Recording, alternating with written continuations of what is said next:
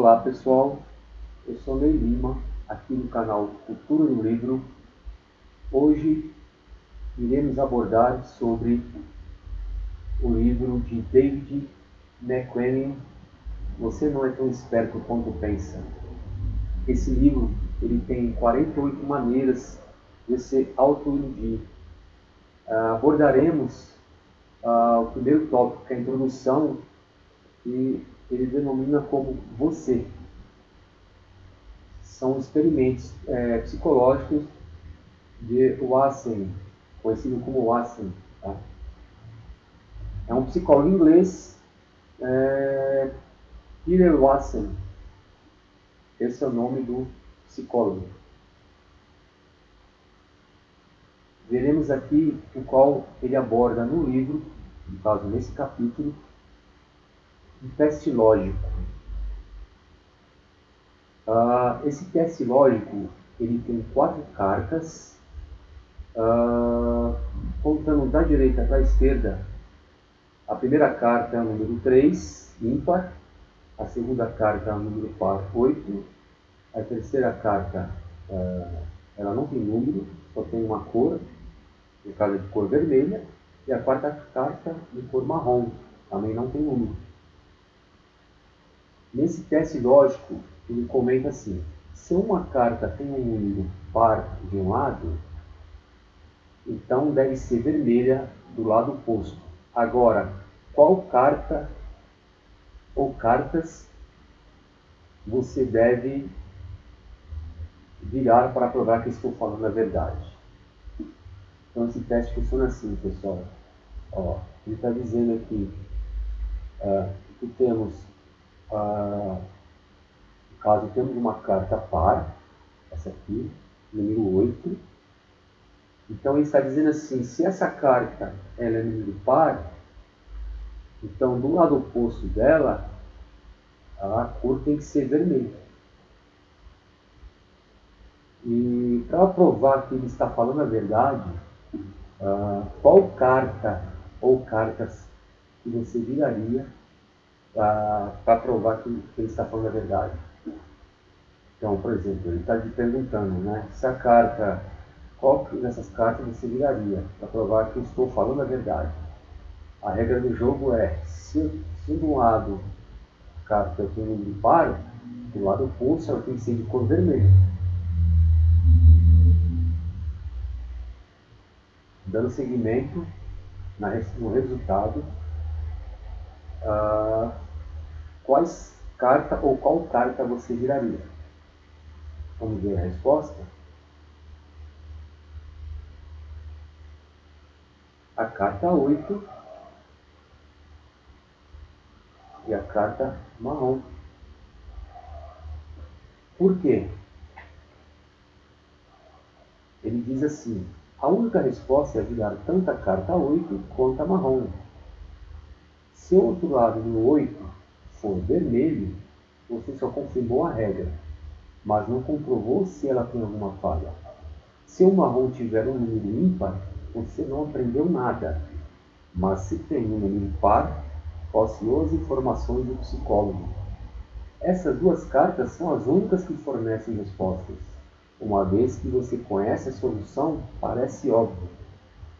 Portanto, pessoal, a carta correta, no caso as cartas corretas, seriam a carta 8, número 8, e a carta marrom.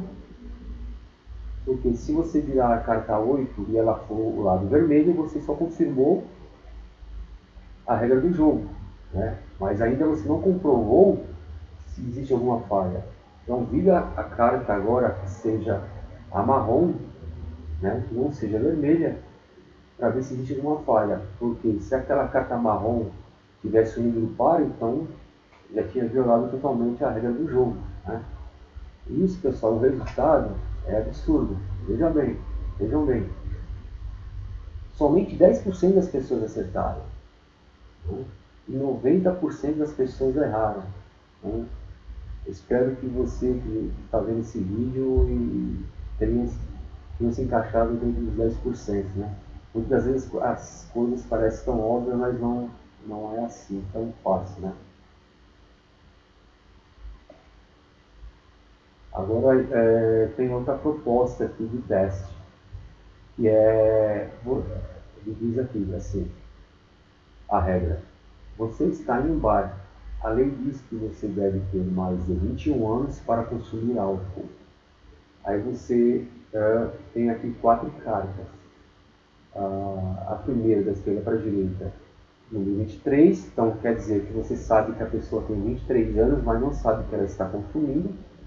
Na segunda carta, você sabe que a pessoa está consumindo cerveja, mas você não sabe a idade dela. A terceira carta, você sabe que a pessoa está consumindo refrigerante, porém não sabe a idade dela.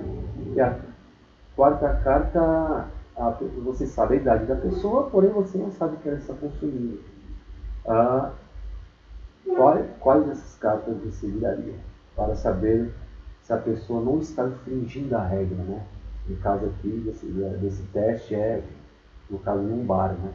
Que a lei só permite consumir bebidas alcoólicas a partir de 21 anos. Vamos para a resposta?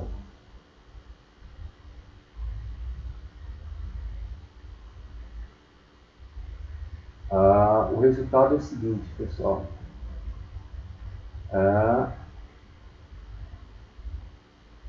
Cerveja, a segunda carta, a pessoa tomando cerveja, e a quarta carta, na qual você sabe que a pessoa tem 17 anos. Ficou bem mais fácil assim, né, pessoal? É óbvio que você tem que abordar, nesse caso, a pessoa que está consumindo cerveja, porque você não sabe a idade dela. E a pessoa de 17 anos, menor de idade, no caso, abaixo do estabelecimento, que no caso da regra, que é 21 anos, então você não sabe o que ela está consumindo. Então você abordaria essas duas pessoas. Tá? Porque ele diz aqui, né, no caso do resultado, né, o seu cérebro, veja bem, comparando com o teste anterior, né, é que ele comenta aqui, seu cérebro é melhor ver o mundo de certas formas, como em situações sociais, e não tão bons em outras situações, né, como desafios lógicos com cartas numerárias. Então, quer dizer, comparando esse teste lógico e o teste anterior, às vezes fica mais fácil você trazer para uma vida social, fica até mais fácil você fazer o teste, no caso você entender, no caso até você acertar, né? Do que muitas vezes uma coisa que não é tão óbvia no seu dia a dia. Dando seguimento. A conclusão. A conclusão que ele faz aqui é que você está cheio de crenças que parecem boas no papel e desmoronam na prática, né? Seria isso. Seria o nosso cérebro, pessoal.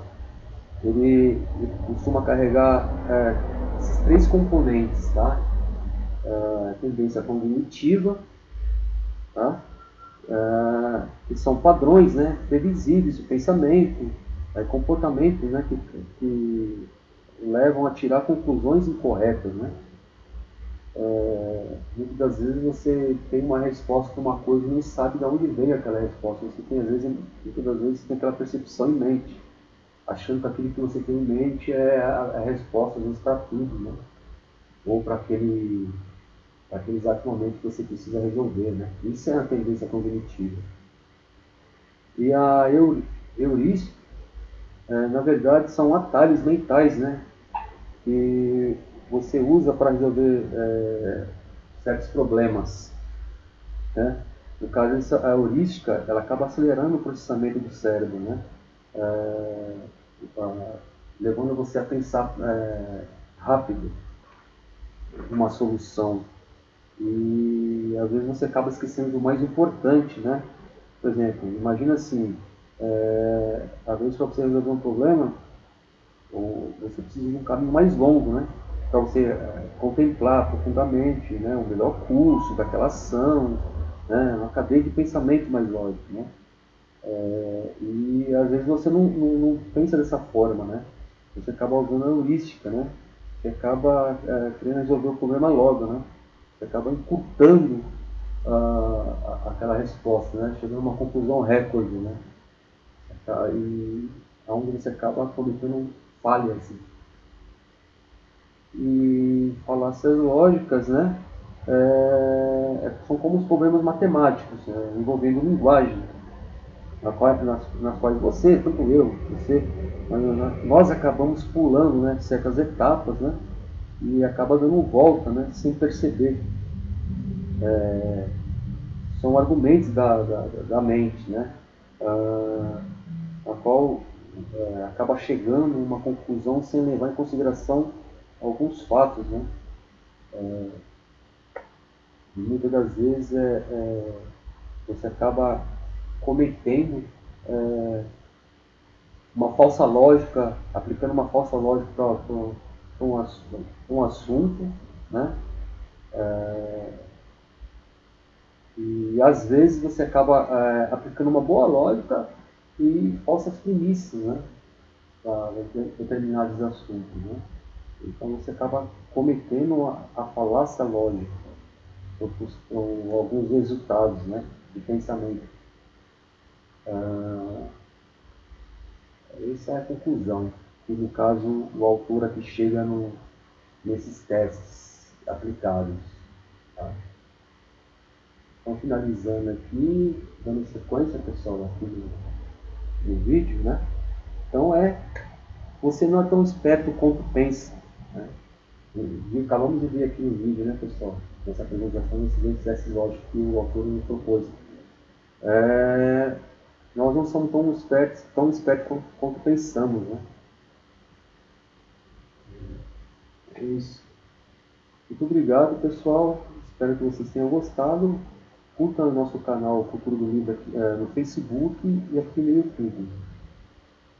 É isso aí, pessoal. Muito obrigado. Até o próximo vídeo.